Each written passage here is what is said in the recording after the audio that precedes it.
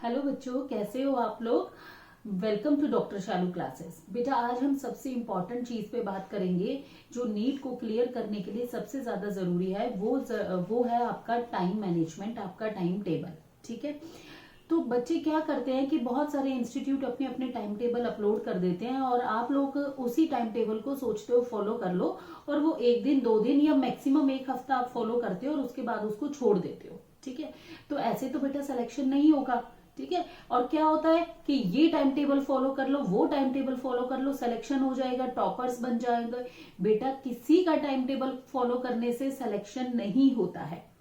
जो टॉपर्स होते हैं या जिन बच्चों का सिलेक्शन होता है, this is the right term, वो अपना टाइम टेबल खुद बनाते हैं। देखो बच्चों, सबके घर का रहने का तरीका, सबके घर का माहौल, सबके घर के खाने पीने का टाइम, सब कुछ अलग होता है।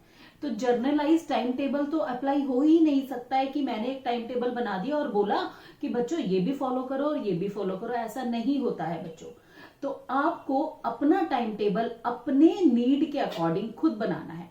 किसी बच्चे को दिन में पढ़ना पसंद है तो किसी बच्चे को लेट नाइट पढ़ना पसंद है। और जनरली जो भी टाइम टेबल बनाता है या जो भी हम लोग आपको टाइम टेबल बना के देते हैं, तो हम उसमें सीधा सीधा लगा देते हैं 5 बजे उठो, 5:30 बजे पढ़ने बैठ जाओ, 8 बजे तक पढ़ो, फिर ब्रेकफास्ट करो, और हम अपने अकॉर्डिंगली टाइम टेबल बना देते हैं। लेकिन वो टाइम टेबल आप लोग फॉलो नहीं कर पाते हो। ठीक है बेटा, तो आपको टाइम टेबल ऐसा बनाना है जो आप फॉलो कर पाओ। एक दिन नहीं, 2 दिन नहीं, एक हफ्ता नहीं, एक महीना नहीं, बल्कि पूरे 8 से 9 महीने आपको वही टाइम टेबल फॉलो करना है। सबसे इंपॉर्टेंट चीजें जो आपको टाइम टेबल बनाने में बेटा याद रखनी है, सबसे पहले एक सिटिंग मिनिमम 2 आवर्स की तो होनी ही होनी चाहिए। कोशिश करो इनिशियल स्टेज में 2 घंटे 2 आवर्स आप एक साथ बैठकर पढ़ो। ठीक है, 2 आवर्स एक साथ बैठ के पढ़ो। 3 सिटिंग आपको 2 आवर्स की देनी है बेटा। अपने अकॉर्डिंगली आप देना बेटा, अपने अकॉर्डिंगली 3 सिटिंग आपको 2 आवर्स की देनी है। 3 सब्जेक्ट, फिजिक्स, केमिस्ट्री, बायोलॉजी के लिए। ठीक है बेटा, उसके बाद एक सिटिंग 2 से लेके 3 आवर की आपको देनी है रिवीजन के लिए।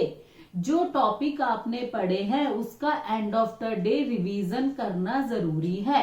अगर आप रिवीजन नहीं करोगे बेटा, तो ये ह्यूमन ब्रेन की टेंडेंसी है, आप भूल जाओगे, आप भूल जाओगे।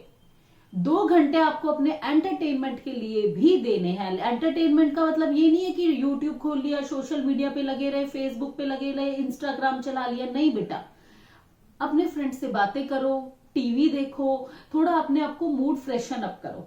ठीक है, जो कि बहुत ज्यादा जरूरी है। क्योंकि आप क्या करते हो, मोटिवेटेड वीडियो देखा, आज तो हम 4 डालेंगे, आज तो हमने 14 घंटे पढ़ाई कर ली, 2 दिन 14 घंटे पढ़ाई करोगे, तीसरा दिन फुस, फिर आपका वही 3-4 घंटे पढ़ा और खत्म।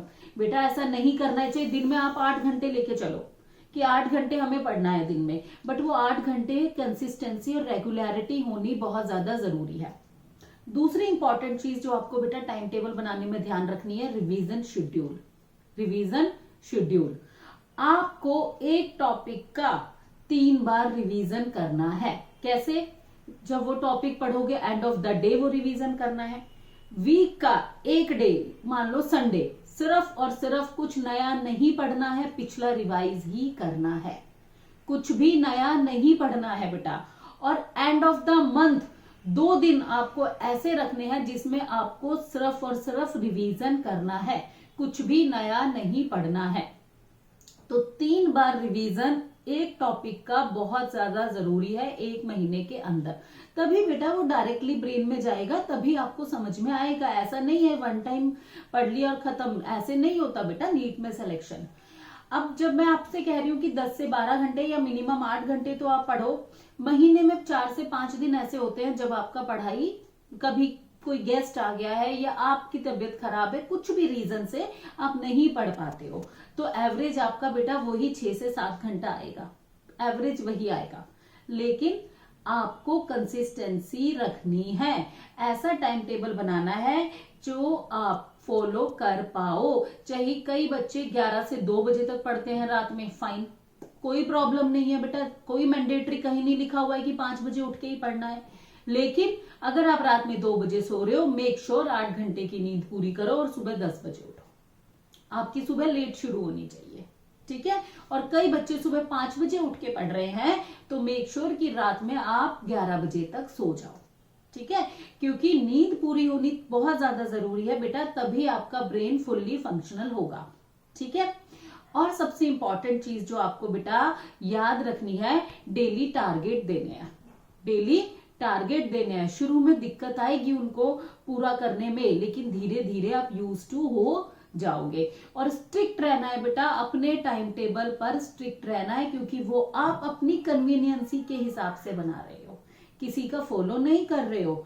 किसी का टाइम टेबल फॉलो मत करो बेटा, अपना बनाओ और उसको अच्छे तरीके से फॉलो करो। मैं गारंटी देती हूँ, नीट क्लियर करने से आपको कोई नहीं रोक पाएगा, अगर आप अपने बनाए हुए नोट्स, अपने बनाया हुआ टाइम टेबल और एनसीईआरटी 3 चीजों का ध्यान रखो और रेगुलरिटी रखो। नीट क्लियर करने से आपको कोई नहीं रोक पाएगा।